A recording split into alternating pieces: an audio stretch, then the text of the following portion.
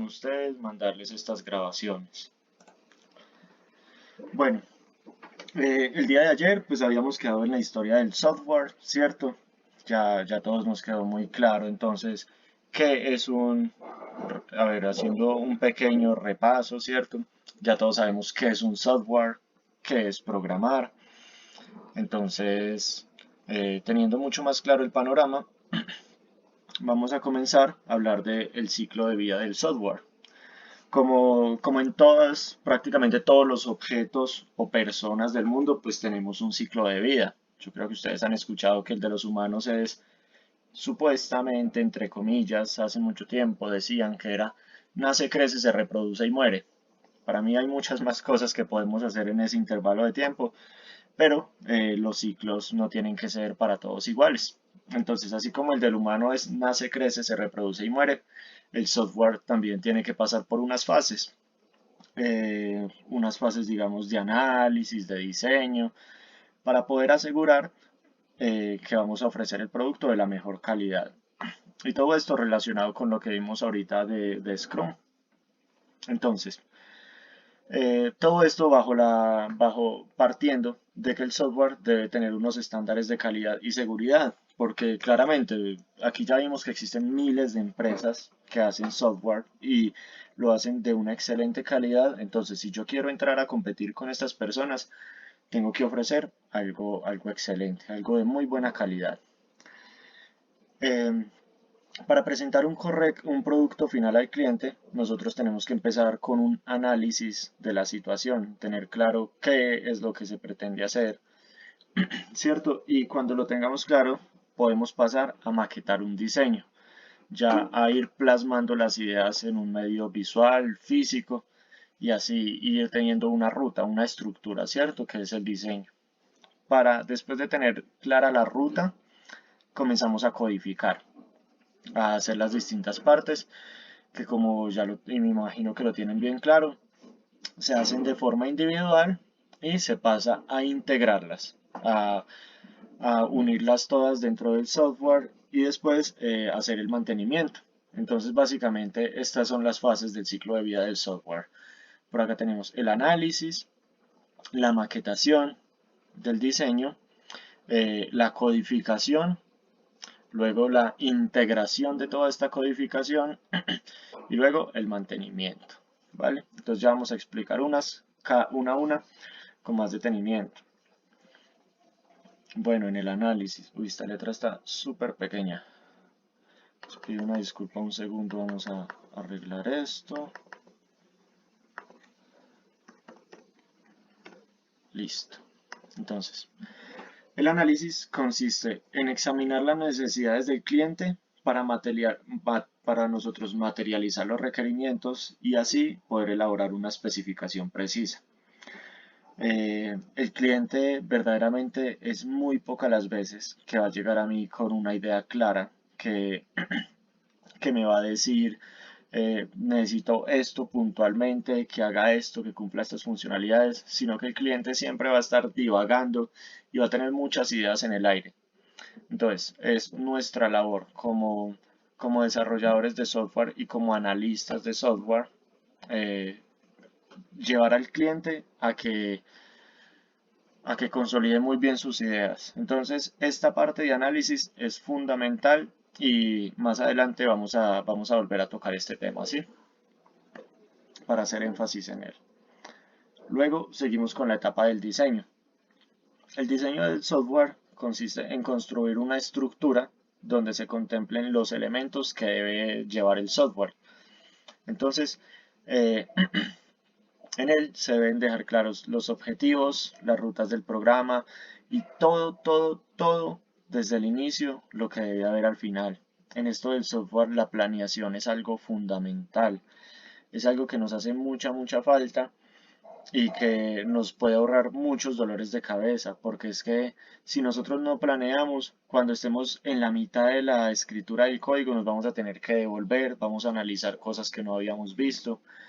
Entonces es fundamental este tema de diseño. Bueno, después de tener claro ya el diseño y el análisis, que son la planeación, o sea, la parte prácticamente la más importante del software son estos dos, diseño y análisis. Después de eso, vamos a comenzar a codificar, ya ahora sí, a materializar las ideas. Y esta es la parte que nos compete a nosotros en este momento desde el componente técnico, ¿cierto?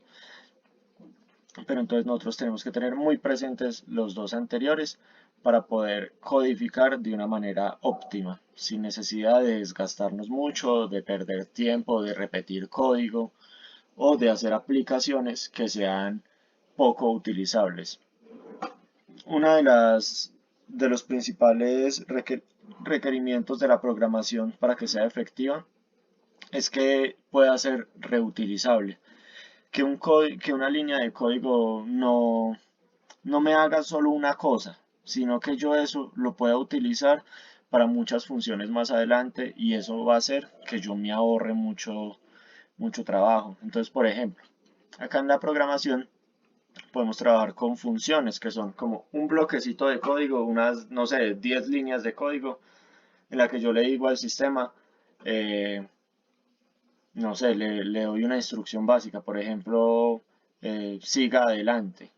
No sé, sí, es lo primero que se me vino a la mente. Siga adelante en esas 10 líneas de código. Entonces, si yo cada vez que le tenga que dar la instrucción de que siga adelante, tengo que volver a insertar esas 10 líneas de código, pues se me va a hacer un código larguísimo, algo enorme. Mientras que yo puedo dejar esas 10 líneas en una parte de arriba y luego simplemente vuelvo a llamar lo que creé antes. Entonces, la misma función que estaba arriba la puedo reutilizar. Esto es algo muy posible de hacer en la programación y es uno de los estándares a los que los voy a invitar más adelante cuando ya comencemos a escribir código. Yo no sé ustedes, yo siento que hemos visto como mucha teoría. Yo estoy es que me empiezo a programar, a escribir unas líneas. Hace días no. Ya muy pronto comenzaremos entonces a codificar. Esperen y verás.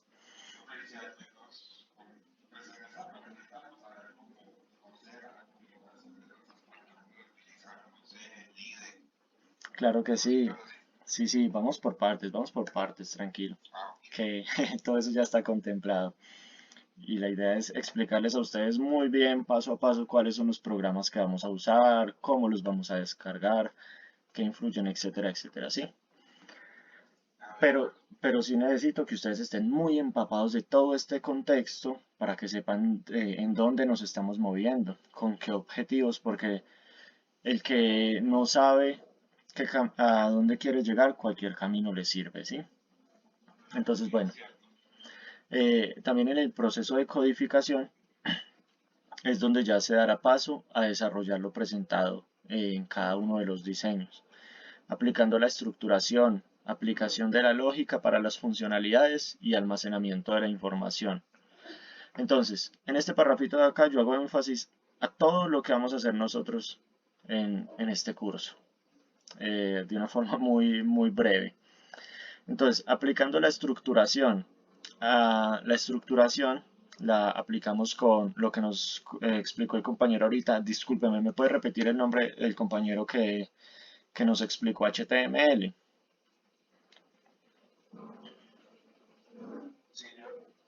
Hola, ¿cómo? ¿Quién fue el compañero? No lo alcancé a ver. Listo, listo. Sí, agradecerle a Alec que nos hizo esa muy buena introducción a HTML, que es donde se aplican las estructuras de las páginas web, ¿sí? Entonces, él ahí estaba haciendo la maquetación web y a esa maquetación, entonces luego hay que hacerle una aplicación de la lógica para las funcionalidades. Este es el meollo del asunto, que es donde vamos a empezar a solucionar problemas nosotros para el software. Y también claramente todos esos problemas van a ser dirigidos y se les va a enseñar cómo enfrentarse a ellos. Y la tercera parte de esta frase, entonces, para aplicación de la lógica para las funcionalidades y almacenamiento de la información. El almacenamiento de la información tiene que ver entonces con los datos y con las bases de datos que vamos a manejar. Entonces, dentro de este curso, la primera parte que vamos a empezar a codificar son las bases de datos. Bueno, entonces, después de estar lista la codificación, que debe ser de forma independiente, en la que se empiezan a ejecutar todo lo que va a hacer el software, ya pasamos a la fase de integración, donde debemos unir todas las funcionalidades según las relaciones que necesiten y según las distintas partes del producto y los requerimientos que sean necesarios para poder pasar a las debidas pruebas. El testeo en el software o las pruebas es algo demasiado riguroso, demasiado milimétrico, que en este caso para el curso no vamos a ser tan enfáticos en eso, pero por ejemplo en las empresas de desarrollo realmente si a usted le dicen que una línea es de este tamaño, pero usted la pone de este tamaño, no, no se la van a aceptar y se la van a devolver. Todo tiene que ser al pie de la letra como está en el diseño. Esas empresas suelen tener unos estándares, entonces le dicen a uno, así es y así es, ¿sí? Uno como desarrollador no puede entrar a cambiar cosas más adelante ni nada, sino seguir al pie de la letra la planeación. Y es súper bueno tener esa planeación porque entonces ahí no vamos a tener que ponernos a inventar carreta, sino que simplemente a seguir lo que ya está establecido. Este sería el proceso de integración. Hay personas que mencionan que entre este proceso y el otro, el siguiente proceso que sería el de mantenimiento, debe haber una etapa extra, que es la etapa de producción, donde el producto se lanza al mercado, se utiliza, se implementa y después de hacer esa implementación, pues se da el mantenimiento. Pero entonces, dependiendo de los autores, pues podemos tener o cinco fases del desarrollo, o podemos tener 10 o 20, según la profundidad, sí. Pero entonces a nivel general ya nos queda claro cuáles son las fases para un correcto desarrollo de software. Entonces, si ustedes consideran que hace falta alguna otra fase o que alguna sobra, todo eso es posible trabajarlo y cambiarlo. La idea es que nosotros en un futuro podamos estar no solo aprendiendo, sino ya produciendo, mejorando el conocimiento que está e innovando, o sea, cambiando las cosas, empezar a nosotros ser autores de cosas de programación. Entonces ya en la última parte, que hablamos del mantenimiento, después de asegurar que el software está sirviendo, por lo general las páginas web o sí, las páginas web requieren constantemente una evolución. Ahorita lo vimos en la presentación y es que el mercado está cambiando a todo momento. Entonces, si yo me imagino que una página web, la que creó Mark Zuckerberg de Facebook en el 2004, es completamente diferente al Facebook que vemos en este momento, porque él se ha estado adaptando a las necesidades del mercado y es más, Facebook nació con PHP, ese fue el lenguaje en el que Mark Zuckerberg lo programó, pero luego Facebook se inventó un lenguaje de programación solo para ellos y ellos tienen todo su sistema y todos los otros Instagram, WhatsApp con un propio lenguaje de programación que es reservado de ellos, no es de open source de código abierto, sino que lo diseñaron según las necesidades de ellos. Entonces el mantenimiento en las páginas web se vuelve fundamental también porque si creamos una página web para muy poquitas personas y eso se nos va creciendo, tenemos que ir respondiendo a lo que las personas nos vayan requiriendo, ¿sí?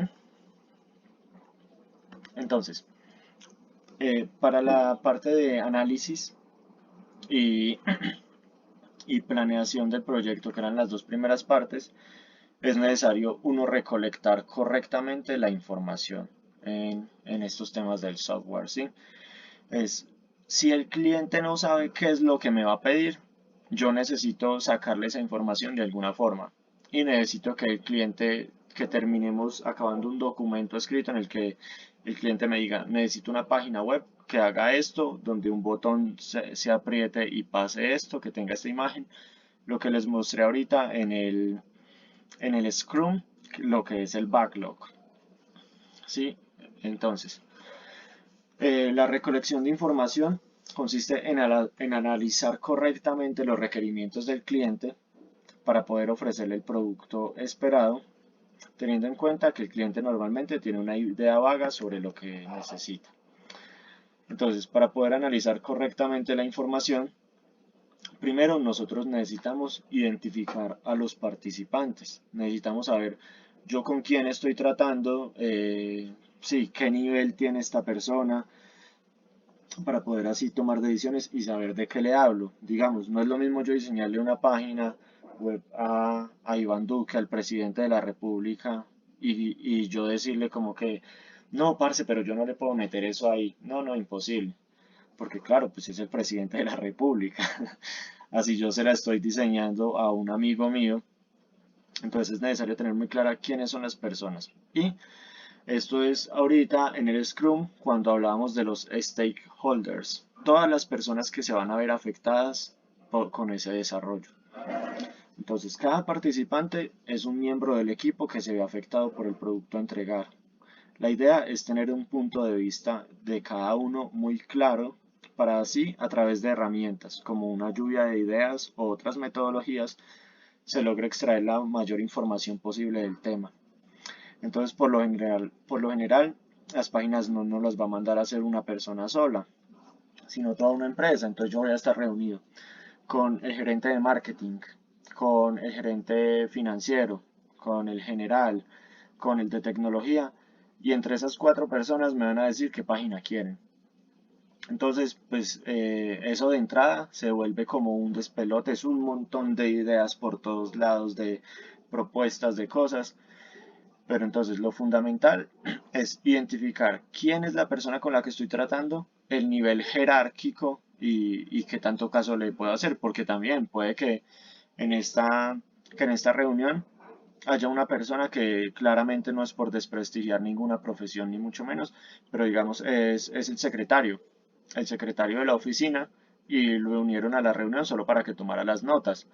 Pero el secretario empezó a hablar mucho, se motivó y es bueno, pero entonces me empezó a dar ideas de cómo hacer la página web, de una forma distinta a como la esperaba el gerente. Y pues respeto mucho las profesiones, pero yo a quién le hago caso, al secretario o al gerente de la empresa. Creo que al gerente, ¿cierto? Entonces es necesario entender porque también pueden haber muchas ideas encontradas en un futuro, de que una cosa se choque con la otra y tengan problemas. Entonces hay que definir, listo, pónganse de acuerdo ustedes dos y cuál de los dos es el que me va a dar a mí la información. Entonces, después de identificar quiénes son las personas con las que yo estoy tratando, tengo que entrar a reconocer los distintos puntos de vista de cada uno de ellos. Entonces, para esto es muy recomendable uno tener una hoja de trabajo, un documento estructurado, porque charlando y con palabras las palabras se las lleva el viento. Y si eso pues yo no lo tengo todo muy bien plasmado, luego se me va a olvidar qué fue lo que dijo cada uno. Entonces, eh, es necesario reconocer la percepción de cada miembro del equipo, eh, identificado en el paso anterior, ya que se necesita encontrar una sinergia entre todas las opiniones y así construir el producto esperado sin omitir detalles. ¿Qué me dice que es una sinergia?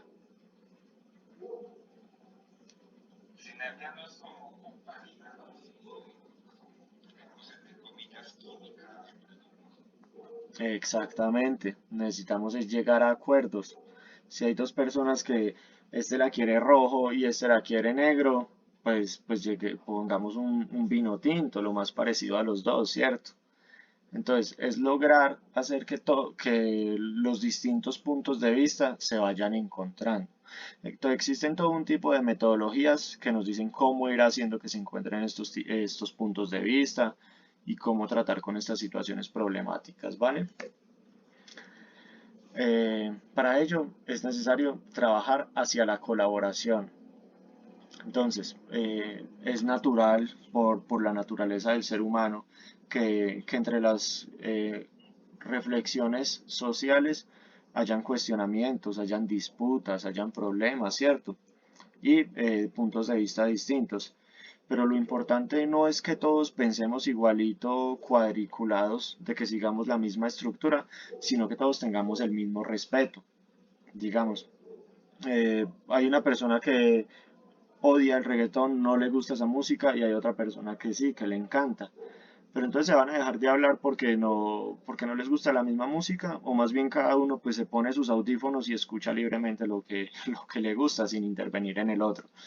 Eso es uno de los puntos en los que yo les voy a hacer mucho énfasis en esta formación. El respeto y el trabajo colaborativo es fundamental. Intentar siempre trabajar hacia la colaboración, porque realmente si trabajamos solos o de forma individual nos vamos a sobrecargar, nos vamos a trabajar malucos. Y la idea es que todo esté muy bien repartido, porque digamos, como si hubiera sentido, no sé si fue alguno de los casos, si lo fue, le agradecería que me comentaran para la exposición de ayer, donde una sola persona fuera la que hubiera tenido que investigar todo, hacer las diapositivas y decirles el guión a los otros tres compañeros, sería súper injusto. La idea es que entre todos trabajemos colaborativamente. Entonces, debe haber una persona encargada de recoger los requerimientos. Esta identifica los intereses comunes de cada percepción del equipo y debe encaminarse hacia la construcción de un objetivo colectivo. Acá estamos tratando dos términos muy importantes. Entonces, identificar los intereses comunes de cada percepción del equipo, o sea, cada uno me da una idea distinta, pero puede que se encuentren en alguna parte. Entonces vamos a buscar a ver dónde hago que se encuentren estas dos ideas y así hacer que vayan fluyendo los inconvenientes, desatando los nudos. Y la segunda parte muy importante es que debe encaminarse hacia una construcción colectiva. Las construcciones colectivas y perdónenme, se me fue la paloma, se me fue el nombre exacto de ese término, la intencionalidad colectiva. La intencionalidad colectiva es algo fundamental para las empresas, ya que consiste en que todos los miembros del equipo estén enfocados hacia el mismo fin.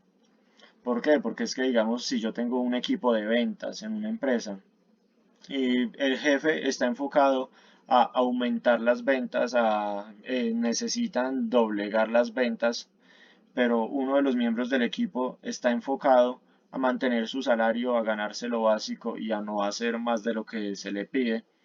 Entonces vemos que va a haber un choque, va a haber una problemática aquí porque no todos estamos encaminados hacia el mismo objetivo. Esto tanto en el área de construcción, en el área laboral, como acá en el aula de clase. Si todos tenemos el mismo objetivo, les aseguro que con la ayuda colaborativa lo vamos a lograr mucho más fácil. Entonces, el objetivo de nosotros es cuál acá, es desarrollar software, es salir sabiendo hacer páginas web y obtener el título de técnico en desarrollador de software. Entonces, si todos acá estamos acordes a ese objetivo, muy seguramente lo vamos a poder lograr con la colaboración conjunta. Una muy buena estrategia que se tiene para establecer los puntos prioritarios y establecer los intereses comunes, solucionando los inconvenientes, es comenzar a trabajar primero en acuerdos comunes. A la gente hay que decirle primero cosas bonitas antes de lo feo. ¿A qué me refiero con esto? A que digamos, hay una persona del equipo que me está diciendo cosas muy voladas, que no tienen sentido sobre el desarrollo, pero pues mi intención no es hacerlo sentir mal porque él también, las ideas también influyen. Entonces la idea es traer primero los puntos comunes que están de acuerdo con las demás personas y dejar para lo último ya las partes conflictivas que puedan tener como un menor peso o valor. ¿Sí? Hasta el momento, ¿hay alguna duda? ¿Alguien necesita alguna aclaración? Cuéntenme. ¿Todo claro hasta el momento? Listo, listo. De una, listo. Recuerden que también la idea es yo compartirles a ustedes todo este material para que esto lo aprendemos en este momento, pero puede que en 2, 3 años ya se nos haya pasado un poquito y cuando estemos frente al cliente, eh, ustedes lo van a tener presente y digamos la noche anterior de la reunión con el cliente, usted se lee estas diapositivas y recuerda cómo es que tiene que llegar a hablarle, ¿sí? Entonces, es necesario un autor que se llama Pressman, por acá creo que no lo cité, estuvo horrible eso. Entonces Pressman nos dice que él recomienda una serie de preguntas para hacerle a las personas con las que yo estoy trabajando. Entonces, la primera de ellas es ¿quién está detrás de la solución de este trabajo? O sea, ¿con qué personas me voy a entender yo y los niveles jerárquicos? ¿Yo a quién le tengo que hacer caso, cierto? Luego, ¿quién usará la solución? Porque no es lo mismo yo diseñar un software pensando que lo van a usar personas de 30 años a personas que lo van a usar personas de 7 años, que lo van a utilizar niños. Entonces, tienen que tener muy claro ese enfoque del cliente final. Luego, ¿cuál será el beneficio económico de una solución exitosa? Pues en verdad todos trabajamos es por dinero. Hay unos que nos encanta lo que hacemos, que sentimos amor por el trabajo y eso, pero la principal motivación de todo esto es mejorar nuestras habilidades laborales, económicas y entonces es necesario dejar claro el nivel económico desde un inicio para luego uno no terminar haciendo un sitio web que le costó, no sé, digamos 6 meses y por lo que podría cobrar 6 millones de pesos, no sé, asumiendo 1 millón por mes, sabiendo que el cliente en verdad estaba dispuesto a pagar 1 millón de pesos por la página. Entonces imagínense todo ese trabajo de 5 meses botado a la basura. Entonces, la siguiente pregunta que nos recomienda es, ¿hay otro origen para la solución que se necesita? O sea, deme ideas alternativas o más otras percepciones para yo tener claro todo un panorama. Es muy distinto si yo soluciono un problema solo, como con mi academia, con mis cuadernos, con mi computador, así lo hablo con las demás personas. No sé si les ha pasado que en la vida cotidiana uno tiene alguna duda y le pregunta a la familia y como somos varias personas, todo va teniendo un buen ritmo. Entonces es muy bueno tener otros puntos de vista de las soluciones y de los problemas. ¿Cuál sería una buena salida generada por una solución exitosa? O sea, al cliente, a usted, ¿qué le gustaría verdaderamente que yo le entregara? Cuénteme desde su punto de vista, usted cómo se sentiría cómodo con el producto final, ¿sí? ¿Qué problema, qué problemas resolvería esta solución? Porque digamos, si yo les llego a ustedes diciendo que les tengo una red social súper buena, que consiste en subir imágenes de cada persona lo que esté haciendo, que tiene un chat de mensajes para que nos comuniquemos entre todos, y que tiene una sección de historias que ustedes aparte de las imágenes les pueden hacer una descripción y pueden indicar si les gustan las imágenes de otras personas o no. Yo imagino que les parece muy buena esa red social, pero ya todos conocemos Instagram. No sé si hicieron referencia a que estaba hablando de Instagram, pero pues si es algo que ya existe en el mercado, que ya está implementado, que ya brinda una solución, yo para qué voy a salir a repetirlo. La idea es yo crear mis soluciones propias de lo que no exista, ¿sí? Eh, la siguiente pregunta sería, ¿puede mostrar o describir el ambiente de negocios en el que se usaría la solución? O sea, hágame una demostración de usted para qué necesita este desarrollo, contextualíceme. Acá se tira mucho a contextualizarse sobre el cliente final, cómo va a ser la experiencia del usuario final. Entonces, digamos, en un banco, si yo quiero, el dueño del banco necesita todo el sistema para que le maneje los clientes. Entonces yo le digo, listo, entonces muéstreme hasta el momento cómo es que suelen ingresar los clientes al sistema, cómo los tratan ustedes para poderles ofrecer lo mismo que está en el momento. Eh, Otra de las preguntas que es necesario tratar son, sería, ¿hay aspectos especiales del desempeño o restricciones que afecten el modo en el que se enfoque la solución? O sea, ¿hay alguna característica especial que yo tenga que tener en cuenta o algún problema que se reconozca que me va a salir más adelante? Entonces, digamos, puede que a mí el cliente nunca me lo diga y yo después de llevar un mes codificando, el cliente me va a decir, no sé, por ejemplo, venga, pero yo necesito que esta página todos los días a las 3 de la mañana se apague y se vuelva a prender a las 6 de la mañana. ¿Por qué? No sé, pero pues a mí el cliente me puede pedir lo que quiera. Entonces, si después de un mes de trabajo él viene y me sale con esa condición especial particular, pues va a ser ya muy difícil integrarla al otro diseño que hay, a lo que tenemos construido. Entonces, hay que tener en cuenta cualquier factor especial, diferente o cualquier fenómeno que se nos presente. La siguiente pregunta ¿es usted la persona encargada para responder estas preguntas? Esta pregunta me parece clave, me parece fundamental porque, digamos, donde yo le haya hecho todas las preguntas anteriores y me las haya respondido en el ejemplo de ahorita, el secretario, pero y después de haber respondido todo, él me dice, pues, pero es que esto es lo que yo creo, en verdad usted tiene que cuadrar con el jefe, entonces voy a haber perdido una muy buena cantidad de tiempo. Y dando como continuidad a esta pregunta, hay otra que es, ¿sus respuestas son oficiales?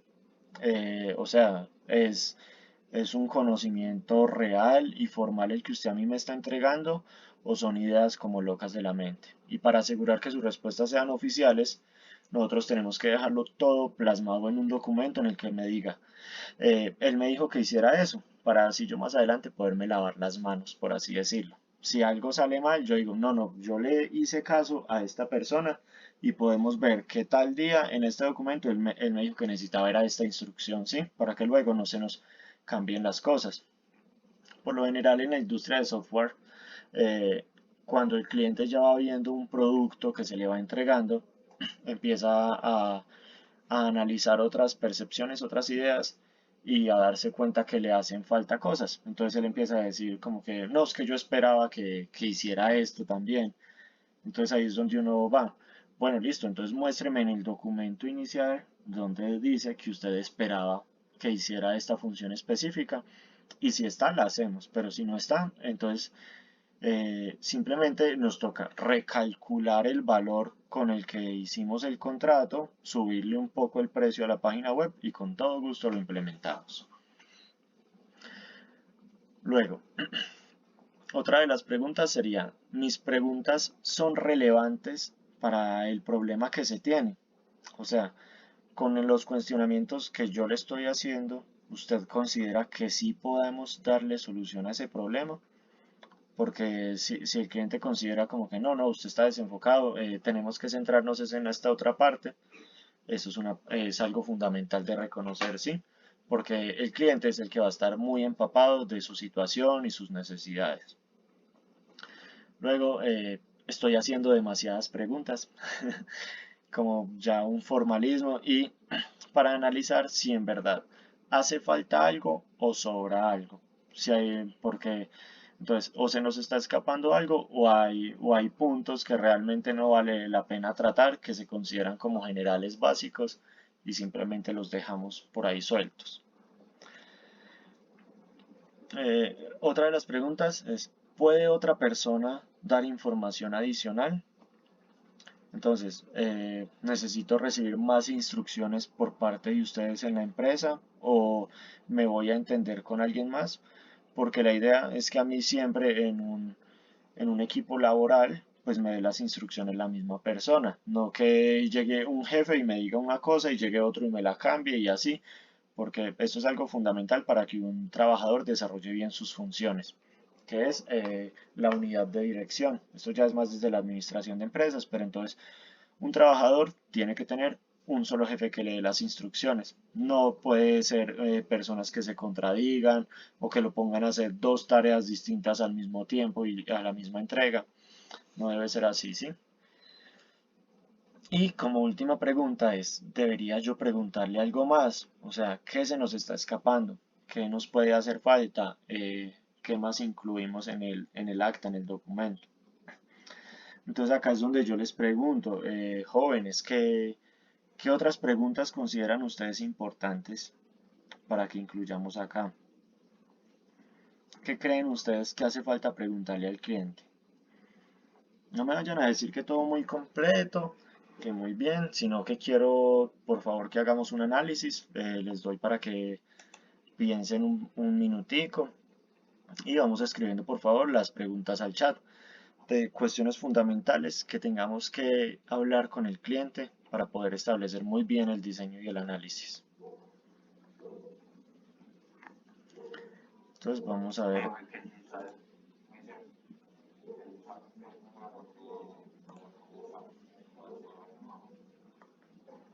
Listo, eso. Preguntarle si en verdad está seguro. Me parece fundamental porque, digamos, lo que hablábamos ahorita, que hoy me dice que sí, pero mañana me dice que no y luego me la cambia. Entonces, por eso es fundamental establecerlo todo en un documento.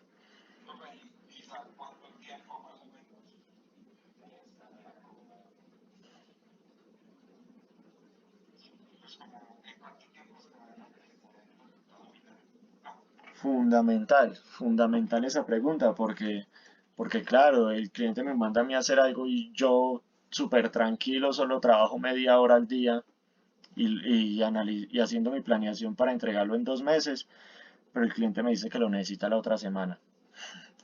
Entonces, establecer los plazos de entrega es fundamental. Por acá vemos otra pregunta en el chat de Victoria. ¿Cómo le parece el diseño? ¿Está bien antes de mandarlo? Listo, Victoria, súper bien, claro. Pero esta preguntita debería ser entonces ya más adelante, porque para hacerla ya tenemos que tener un diseño estructurado. Y el diseño por lo general en el software es, vamos a ver si yo por acá tengo acceso a uno. Es más,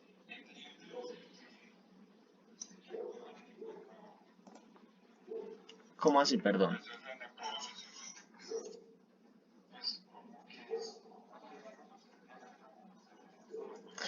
Qué pena, es que hay otro compañero que tiene el micrófono. Listo, ahora sí bien pueda. Sí, sí, ahora sí, muy bien.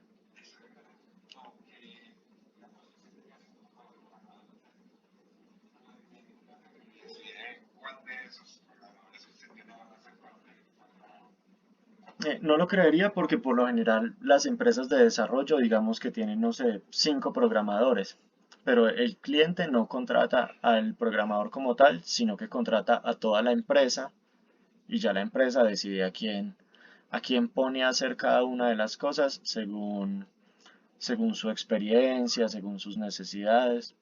Pero sí, también lo ideal es que el cliente lo haga.